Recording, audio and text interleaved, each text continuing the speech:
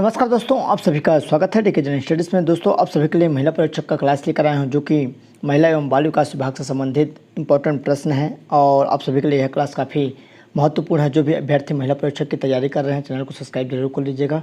साथ ही साथ बेल घंटे का जो ऑल बटन है उसको भी प्रेस कर लें। और जिसको भी महिला परीक्षक का मॉडल गेसिंग पेपर चाहिए वो मेरे नंबर पर व्हाट्सअप कर सकते हैं। 7828253841 पर आप मैसेज कर सकते हैं, तत्काल आपको रिप्लाई दिया जाएगा। बेहतरीन मॉडल गेसिंग पेपर बनाया गया है आप सभी के लिए।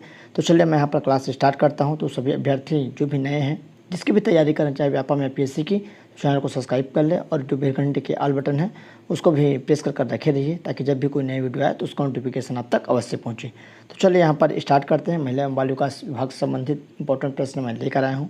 सबसे पहले यहाँ पर जो प्रश्न है, निम्न में से क्या सही है? तो आइए देखते हैं। 4 ऑप्शन दिया हुआ है। पहला है, बाल विवाह हेतु महिला एवं पुरुष होने को दंडित किया जाता है। बाल विवाह हेतु वयस्क बालक बालिका दोनों दंडित होते हैं। बाल विवाह कराने वाले केवल पुरुष दंडित होते हैं, चाहे वह उसमें महिला शामिल हो या ना। तो डी है, इनमें से कोई नहीं। तो उसका राइट आंसर यहाँ पर सी हो जाएगा। बाल विवाह कराने वाले केवल पुरुष दंडित होते हैं, चाहे उसमें महिला शामिल हो भी। तो ये वाला इसका राइट आंसर हो जाएगा। अगला है, दहेज मृत्यु से संबंधित धारा भारतीय दंड संहिता की है। तो 304 बी, उसके बाद यहाँ पर 309 बी है, 306 बी है और 305 बी है। तो 2 का राइट आंसर यहाँ पर ए हो जाएगा। 304 बी जो कि धारा है, तो इसका राइट आंसर ए हो जाएगा। अगला प्रश्न है, बाल श्रम प्रतिषेध अधिनियम 1986 के अनुसार यदि बच्चे या किशोर के माता पिता द्वारा किशोर या बालक खतरनाक कार्यों में प्रथम बार नियोजित किया जाता है तो उन्हें सजा होगी। तो 1 वर्ष कारावास, 20,000 रुपये जुर्माना, 2 वर्ष कारावास, 20,000 रुपये जुर्माना, सी है केवल 3 वर्ष का कारावास, या डी है कोई सज़ा नहीं होगी। तो 3 का राइट आंसर यहाँ पर डी हो जाएगा, कोई सज़ा नहीं होगी। तो इसका करेक्ट आंसर यहाँ पर डी हो जाएगा। अगला क्वेश्चन है, छत्तीसगढ़ बाल अधिकार संरक्षण आयोग के संबंध में गलत कथन चुनिए। तो छत्तीसगढ़ जो बाल अधिकार संरक्षण आयोग के संबंध में गलत कथन है उसको हमको बताना है। पहला है, इनमें एक अध्यक्ष तथा 6 सदस्य होते हैं। बी है, अध्यक्ष का कार्यकाल अधिकतम 62 वर्ष की आयु तक तथा कालावधि 3 वर्ष की होती है। सी है, सदस्यों में से कम 3 महिला सदस्य होने चाहिए। या डी है, सदस्यों का कार्यकाल अधिकतम 60 वर्ष तक तथा कार्य अवधि 3 वर्ष तक जो कि पहले हो वह यहाँ पर उपलब्ध रहेगा। तो इसका राइट आंसर सी हो जाएगा। सदस्यों में कम से कम 3 महिला सदस्य होना अनिवार्य है। तो इसका राइट आंसर यहाँ पर सी हो जाएगा, जो कि गलत कथन है और बाकी आपके सभी सही हैं। अगला कार्यस्थल पर महिलाओं का यौन उत्पीड़न अधिनियम 2013 की धाराओं तथा प्रावधानों के सुलमित करना है, प्रावधानों को सुलमित करना है। तो धारा 3 है, धारा 4, धारा 9, धारा 19। तो इसका राइट आंसर क्या हो जाएगा? तो इसका राइट आंसर यहाँ पर ए हो जाएगा। अब ए का बी हो जाएगा, यहाँ पर 2 का ए हो जाएगा और 3 का सी हो जाएगा। यहाँ पर देख सकते हैं 3 का सी और 4 का आपका यहाँ पर क्या हो जाएगा? हाँ, 3 का सी और 4 का डी हो जाएगा। तो इस तरह इसका राइट आंसर यहाँ पर ए हो जाएगा। अगला है, मिसल वात्सल्य का लक्ष्य है। तो मिसल वात्सल्य का लक्ष्य क्या है? तो कानून का उल्लंघन करने वाले बच्चे एवं किशोर, अनाथ, अपरिपक्व, घुमंतु तथा निराश्रित बच्चे, देख रेख और संरक्षण की आवश्यकता वाले बच्चे, या डी उपयुक्त सभी।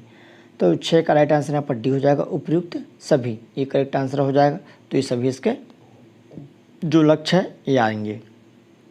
दोस्तों, आप सभी अभ्यर्थियों के लिए यहाँ पर महिला परीक्षक का 15 मॉडल गेसिंग टेस्ट पेपर लेकर आया हूँ, जो कि काफ़ी इम्पोर्टेंट टेस्ट पेपर रहेगा आप सभी अभ्यर्थियों के लिए।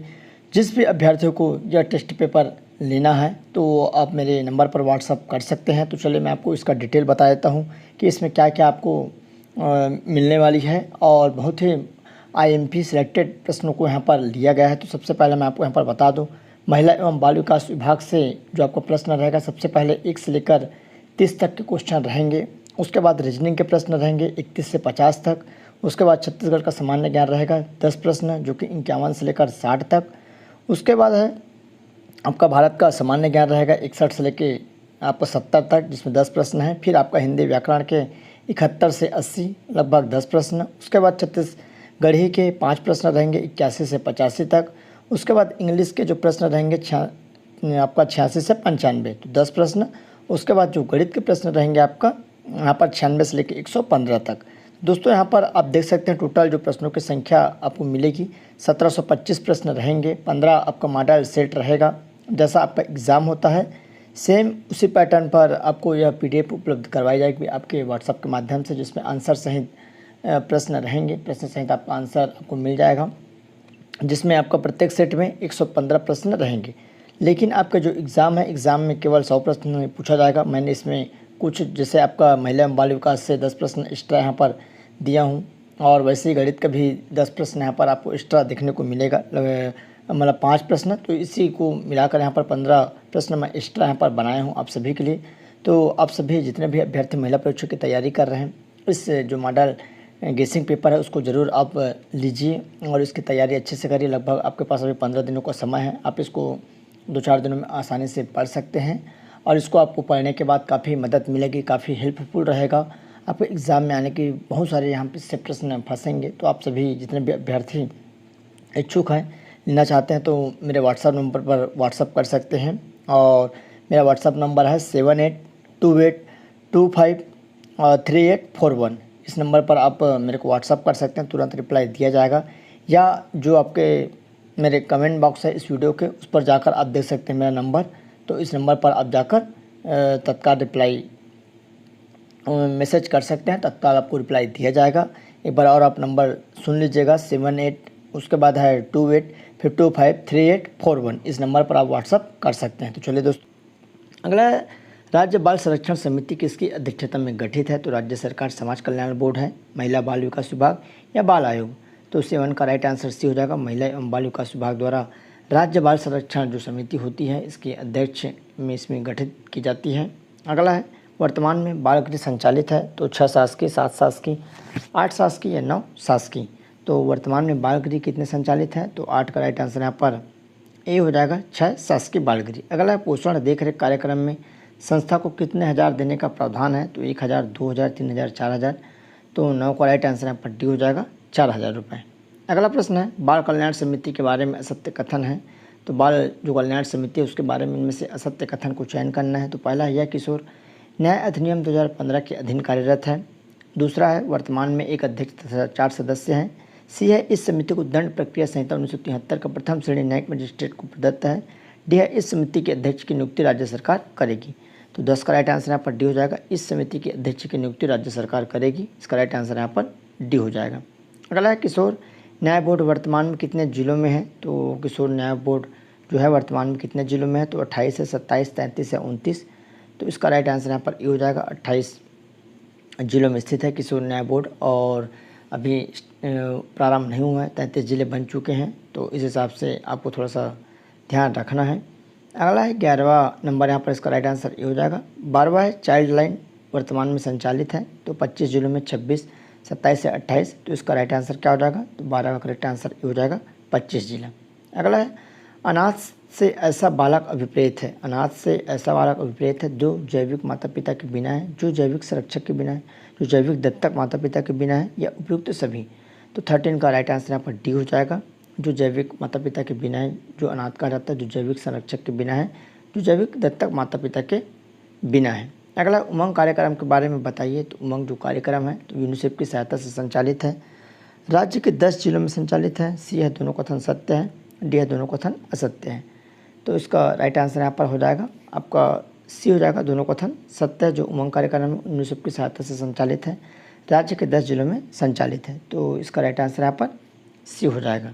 अगला प्रश्न है, सीएम राज्य बाल अधिकार संरक्षण जो आयोग का गठन किया गया है। तो बाल अधिकार संरक्षण अधिनियम 2005 के तहत, बाल अधिकार संरक्षण अधिनियम 2006 के तहत, सी है बाल अधिकार संरक्षण अधिनियम 2007, या डी है बाल अधिकार संरक्षण अधिनियम 2008 के तहत। तो इसका राइट आंसर यहाँ पर ए हो जाएगा, बाल अधिकार संरक्षण अधिनियम 2005 के तहत सीएम राज्य बाल अधिकार संरक्षण आयोग का गठन किया गया है। अगला प्रश्न है, सीएम राज्य बाल अधिकार संरक्षण आयोग को अनुश्रवण का अधिकार किस धारा के अंतर्गत दिया गया है? तो किशोर न्याय अधिकार 2015 की धारा 108, किशोर न्याय अधिनियम 2015 की धारा 109, सी है किशोर न्याय अधिनियम 2015 की धारा 110, या डी है किशोर न्याय अधिनियम 2015 की धारा 111। तो 16 का राइट आंसर यहाँ पर बी हो जाएगा, किशोर न्याय अधिनियम 2015 की धारा 109 के तहत रहेगा। अगला है, पूरक पोषण आहार कार्यक्रम के तहत गंभीर कुपोषित बच्चों के लिए कितने रुपए प्रति बच्चा प्रतिदिन के मान से कैलोरी युक्त पोषण आहार उपलब्ध कराया जाता है? जो कि पूरक पोषण आहार कार्यक्रम के तहत जो गंभीर बच्चे हैं, यहाँ पर ध्यान रखिएगा, गंभीर बच्चों के लिए यहाँ पर कितने रुपए का और नॉर्मल बच्चों के लिए अलग आता है, कितने कैलोरी युक्त पोषण आहार उपलब्ध कराई जाती है। यहाँ पर 4 ऑप्शन दिया हुआ है। तो 8 रुपये प्रति बच्चा प्रतिदिन के मान से, 12 रुपये प्रति बच्चा प्रतिदिन के मान से, 9.5 रुपये प्रतिदिन के मान से या 13.5 रुपये प्रति बच्चा प्रतिदिन के मान से। 17 का राइट आंसर यहाँ पर भी हो जाएगा। 12 रुपये प्रति बच्चा के मान से यहाँ पर दी जाती है। अगला प्रश्न है, पूरक पोषण आहार कार्यक्रम के तहत गर्भवती धात्री माताओं एवं किशोरी बालिकाओं के लिए कितने ग्राम प्रोटीन उपलब्ध कराने का प्रावधान है। तो 15 से 18 ग्राम प्रोटीन, 18 से 20 ग्राम, 20 से 25 ग्राम या 25 से 28 ग्राम। तो इसका राइट आंसर यहाँ पर भी हो जाएगा। 18 से 20 ग्राम प्रोटीन उपलब्ध कराने का यहाँ पर प्रावधान है। अगला है, प्रारंभिक बाल्यावस्था की देखभाल तथा शिक्षा की सीढ़ी का कौन सा चरण है। तो प्रारंभिक जो बाल्यावस्था होती है, प्रथम चरण है, द्वितीय है, तृतीय, चतुर्थ है। तो इसका राइट आंसर यहाँ पर ये हो जाएगा, प्रथम चरण। अगला है, ECC ई पॉलिसी निर्माण वर्ष है। तो यहाँ पर देख सकते हैं ECC ई पॉलिसी जो निर्माण वर्ष है, तो वर्ष 2012, 13 में, 14 में, 15 में। तो उसका राइट आंसर 2013 में हुआ था। तो दोस्तों इस तरह आप सभी के लिए विभाग से संबंधित लगभग 20 प्रश्न कंटिन्यू ऐसे प्रश्न आते रहेंगे। जिसको भी मॉडल क्वेश्चन पेपर चाहिए मेरे नंबर पर व्हाट्सअप कर सकते हैं 7828253841। तो इस नंबर पर व्हाट्सअप कर सकते हैं। चलिए दोस्तों, धन्यवाद।